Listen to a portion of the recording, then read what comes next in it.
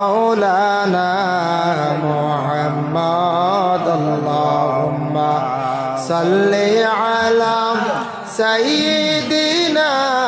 مولانا محمد وعلى آل سيدنا مولانا محمد আল্লাহ যদি দিত আমায় ডালের পঙ্কি বানাইয়া রওজার পাশে বসে থাকতাম না আসিতাম ফিরিয়া আল্লাহুম্মা সাল্লি আলা সাইয়্যিদিনা মাওলানা মুহাম্মদ ওয়া আলা আলি সাইয়্যিদিনা মাওলানা মুহাম্মদ। আম্মা বাদ,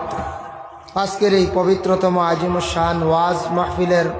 মহামান্য সভাপতি সাহেব